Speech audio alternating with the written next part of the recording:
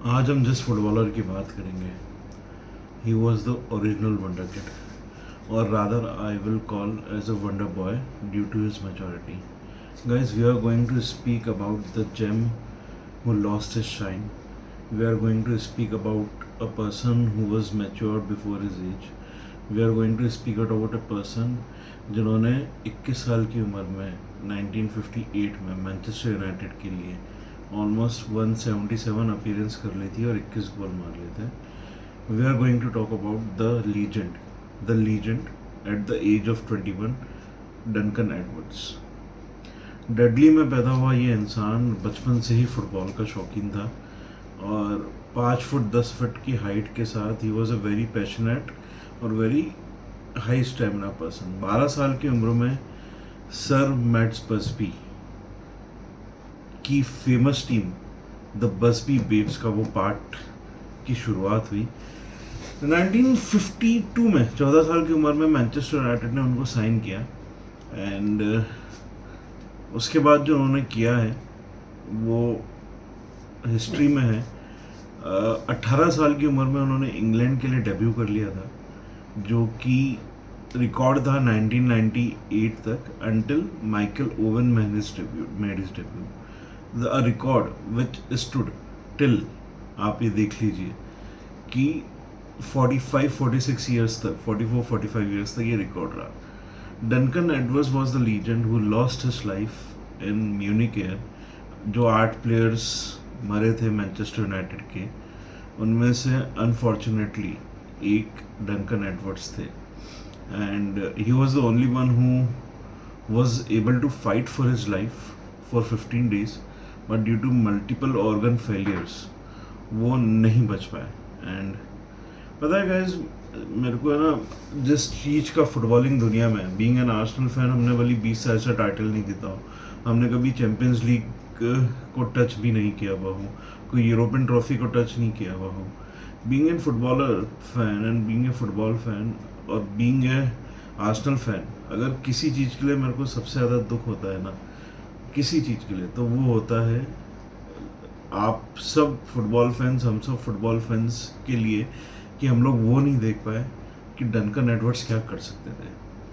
He was the 3rd number of Ballon d'Or nominee, top 3 में थे वो बॉलोन ड'ओर में 1957 में, जब डी स्टेफेनो ने बॉलोन ड'ओर जीता था और बिली राइट सेकंड आए थे.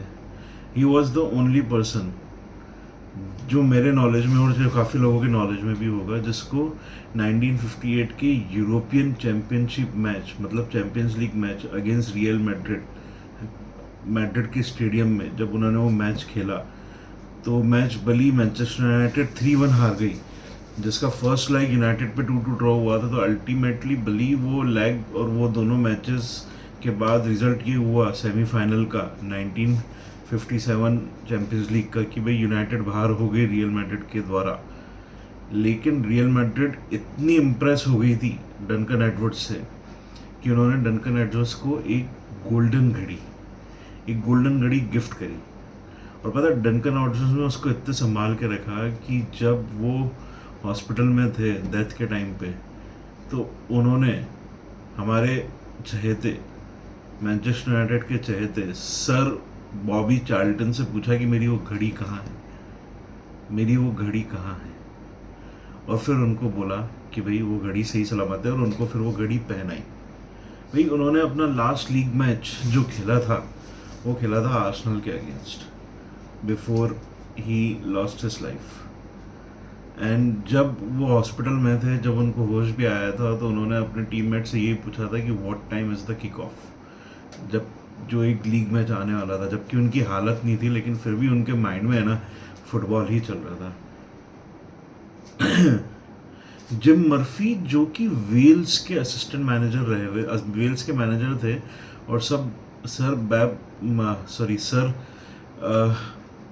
मैट बसबी के असिस्टेंट मैनेजर थे. उन्होंने एक चीज़ बोली थी कि भाई मेरे को हंसी आती थी जब 1960s में मोहम्मद अली ने बोला था कि I am the greatest sports person in the world. तब मेरे को हंसी आती थी, क्योंकि मेरे को लगता था कि नहीं, वो नहीं, ग्रेटेस्ट स्पोर्ट्स पर्सन जो है वो अब इस दुनिया में नहीं है. अगर वो होता तो वो डंकन एडवर्ड्स ही होता. बॉबी चार्ल्टन ने ये कहा था कि डंकन एडवर्ड्स को देख के मुझे ऐसा लगता था कि मैं कुछ भी नहीं हूँ। आप ये सोचिए कि Duncan Edwards was a person जिसमें शॉट पावर रूनी जैसा है, एरियल पावर जो है वो विडिच जैसा है, टैकलिंग जो है वो रॉय कीन जैसी है, और सोफिस्टिकेशन और पासिंग स्किल्स जो है वो पॉल स्कॉल्स जैसी। इन चारों को मिला के जो प्लेयर हाइब्रिड बनेगा ना गाइज, वो है Duncan Edwards. Left half position बोल लो आप, जिसको डिफेंसिव मिडफील्ड भी बोल सकते हो या लेफ्ट साइडेड मिडफील्ड भी बोल सकते हो, वो पोजीशन पे वो खेलते थे, है ना। And he was the player जो आउटफील्ड में कहीं पे भी खेल सकता था, कहीं पर भी खेल सकता था।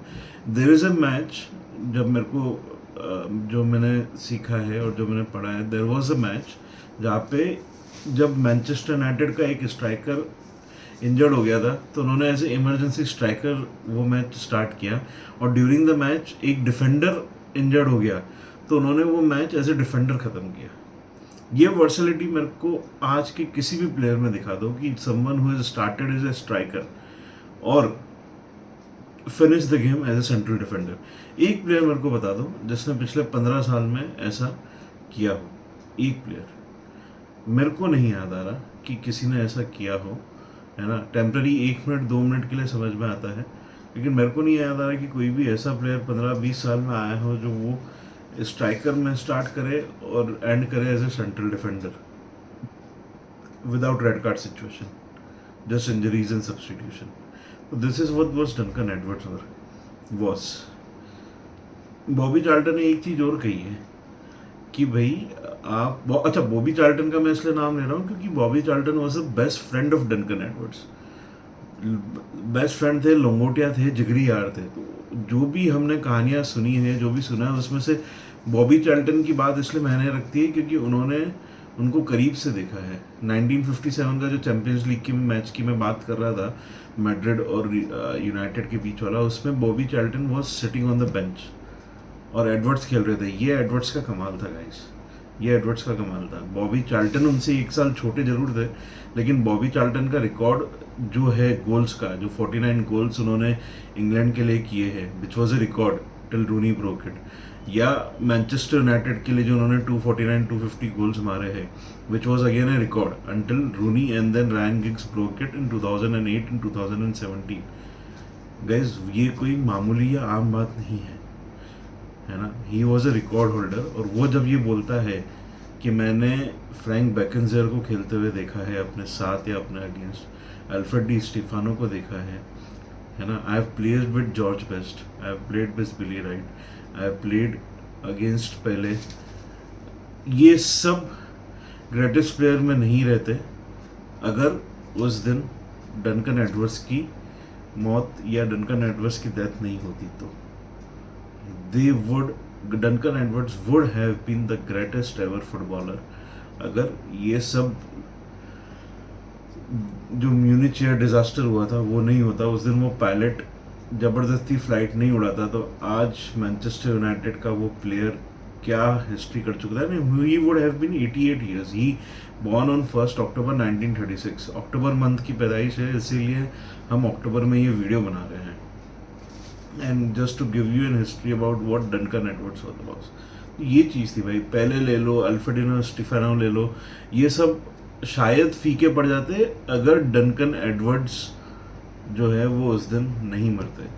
That is what. बट देखो, और क्या बात करें, डंकन एडवर्ड्स की अगर मैं पर्सनल लाइफ की बात करूँ तो देखो, उनको शराब का बिल्कुल भी शौक नहीं था। He was A T taller. वो शराब को टच भी नहीं करते थे। और पता है, वो जब 21 साल के थे ना, उनकी इंगेजमेंट भी फिक्स्ड हो गई थी।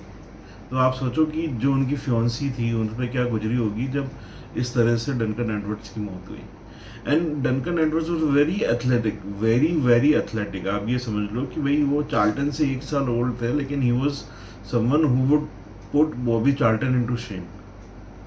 1956 में एक मैच खेला था West Germany against England, West Germany versus England, Berlin के ओलंपिक स्टेडियम में, जहाँ पे 25वें मिनट में डंकन एडवर्ड्स ने अपने एज ऑफ द बॉक्स में बॉल को टैकल मार के जीता। बॉल को लेके भागे भागे भागे और 25 यार्ड से जाके जर्मनी के सारे प्लेयर्स को छका के 25 यार्ड से जाके वो गोल मारा। ये डंकन एडवर्ड्स ने जब गोल मारा तो वो सिर्फ 19 साल के थे, और बिली राइट जो उस टाइम पे इंग्लैंड के कैप्टन थे, उन्होंने कहा था कि Duncan Edwards has tackled like a lion and finished off like a player who has never been seen before.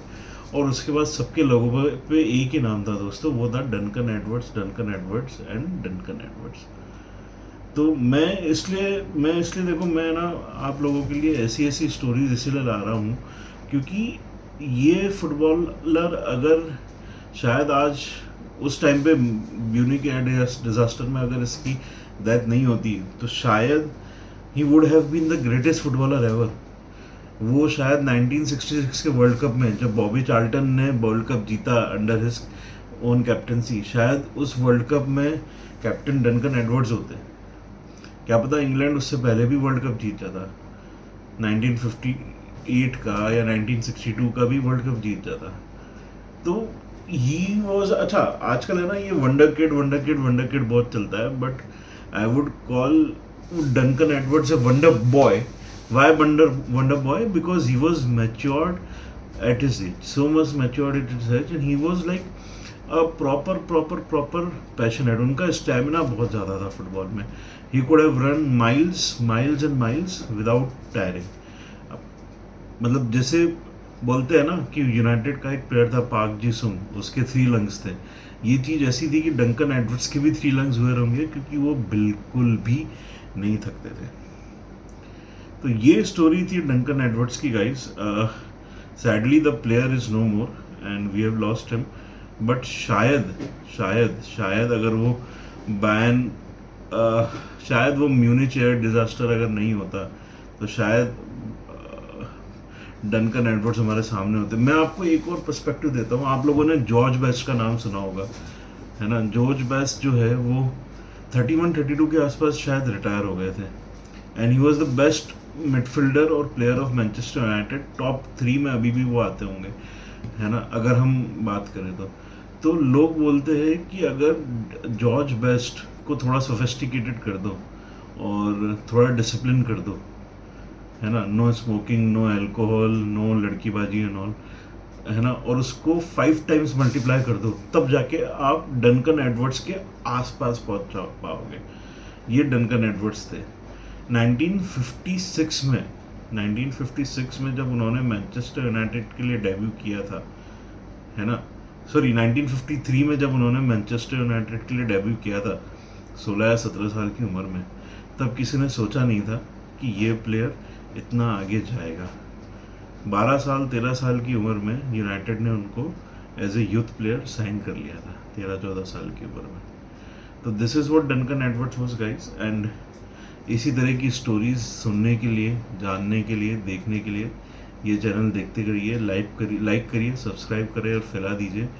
And just guys, just read about Duncan Edwards, history जानिए, क्या वो प्लेयर थे वो जानिए, एंड जस्ट सोचिए कि क्या होता अगर डंकन एडवर्ड्स उस टाइम पे अगर उस प्लेन में नहीं होते तो क्या प्लेयर बन चुके होते। Thank you